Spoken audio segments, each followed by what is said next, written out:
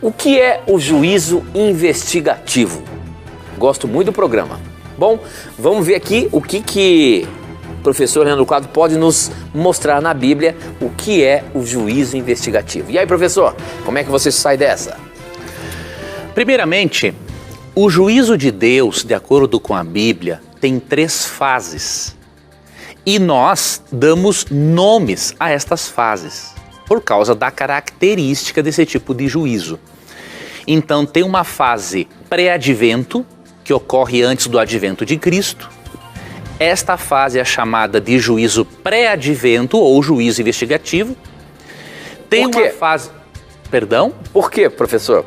Juízo investigativo ou pré-advento? Porque pré-advento porque ocorre antes da volta de Cristo. Certo. Né? Investigativo porque está investigando a vida dos santos para Deus mostrar ao universo quem realmente é dele e quem não é. Os santos quer dizer aqueles que morreram e aceitaram Jesus? Ou santos é algum específico aí? Como é que é? Só pra gente... Todos os crentes, tanto mortos quanto vivos. Tá? Ok. Depois vemos que tem uma segunda fase do juízo, que é durante o milênio, de acordo com Apocalipse 20, e a terceira fase do juízo, que ocorre depois do milênio, que é o castigo e depois a aniquilação dos ímpios. Então vou dar 3 textos para você perceber essas 3 fases do juízo de Deus. O juízo de Deus é uma coisa só, mas ele é dividido em fases. Porque Deus gosta de colocar, diríamos assim, as cartas na mesa. Deus não quer que nenhuma criatura do universo tenha qualquer dúvida acerca do seu caráter e acerca da sua maneira de julgar seres humanos e os anjos que acabaram se rebelando contra ele juntamente com Satanás. Então, por exemplo, nós vemos uma menção do juízo pré-advento ou juízo investigativo em que Deus mostra para os anjos quem realmente é filho de Deus e quem não é, aqui em Daniel, capítulo 7, versos 9 e 10.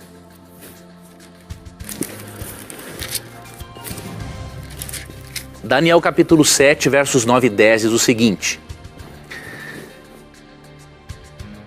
Continuei olhando até que foram postos uns tronos, e o ancião de dias, que é Deus o Pai, se assentou. Sua veste era branca como a neve e os cabelos da cabeça como a pura lã. O seu trono eram chamas de fogo e suas rodas eram fogo ardente. Um rio de fogo manava e saía diante dele. Milhares de milhares o serviam e miríades de miríades estavam diante dele. Ou seja, tinham muitas testemunhas aqui ao redor. Assentou-se o tribunal e se abriram os livros. Então você vê Deus Pai no seu trono, muitos anjos ao redor, na expectativa do que iria acontecer. Você vê abrindo-se um tribunal, começa um tribunal e se abrem livros.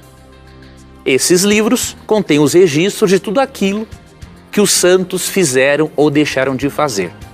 Mas o propósito desse juízo não é condenar os santos. O propósito, na verdade, de acordo com os versos 25 e 26, o propósito desse juízo é mostrar para o universo quem é de Deus e quem não é, e é condenar o poder representado pelo chifre pequeno, Roma papal, e dar o domínio eterno aos santos. Então, um filho de Deus não precisa ter medo desse juízo. Se um filho de Deus tem a Jesus como Salvador, esse é o advogado. Ok? Já a segunda fase do juízo ela é diferente.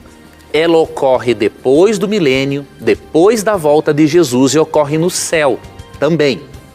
Só que quem vai ser julgado aqui serão os ímpios e também os demônios. Vamos ler Apocalipse 20, versos 4 e 5, juntamente com 1 Coríntios, capítulo 6, versos 2 e 3. Vi também tronos, e nestes sentaram-os aqueles aos quais foi dada a autoridade de julgar. Isso aqui é no milênio, basta você ler aqui o versículo 1 até o 3. Vi ainda as almas dos decapitados por causa do testemunho de Jesus, bem como por causa da palavra de Deus. Tanto quantos não adoraram a besta e nem tampouco a sua imagem e não receberam a marca na fronte e na mão. E viveram e reinaram com Cristo durante 1000 anos. Os restantes dos mortos não reviveram até que se completassem os 1000 anos. Esta é a primeira ressurreição. Então, enquanto os ímpios estão mortos, porque eles não fizeram parte da primeira ressurreição na vinda de Cristo, há um julgamento da vida desses ímpios. Ou seja, agora Deus mostra para os justos o porquê que certas pessoas não foram salvas, para não deixar dúvida alguma acerca do caráter de Deus e da sua justiça.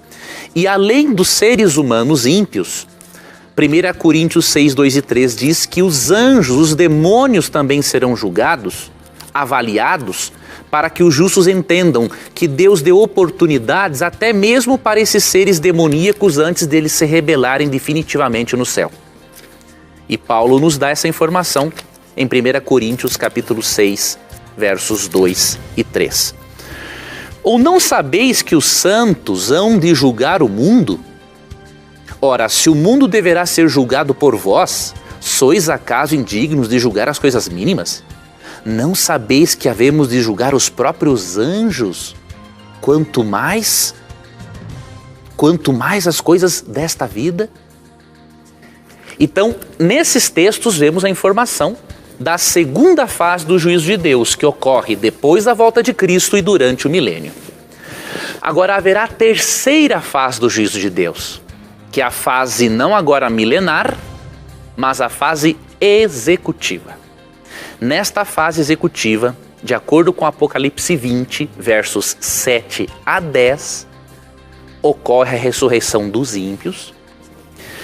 E já que Deus pôde mostrar para o universo e para os justos que Ele fez tudo o que podia, que Ele deu todas as oportunidades possíveis para os ímpios e também para os demônios, agora Deus poderá castigar os demônios e os ímpios no lago de fogo.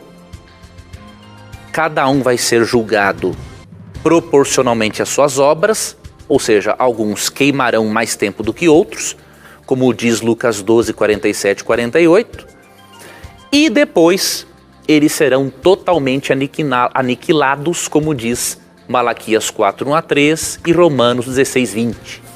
E aí Deus não deixará nem raiz e nem ramo do pecado e dos pecadores, e a harmonia total do universo será restaurada, como podemos ler ali também em Malaquias 4, 1 a 3. Então, essas são as três fases do juízo. Se você quiser se aprofundar mais no assunto, no curso bíblico que nós oferecemos aqui no programa, na revista Verdades para o Tempo do Fim, você terá uma lição específica sobre o juízo, em que você vai poder analisar de forma ainda mais didática essas três fases do juízo divino.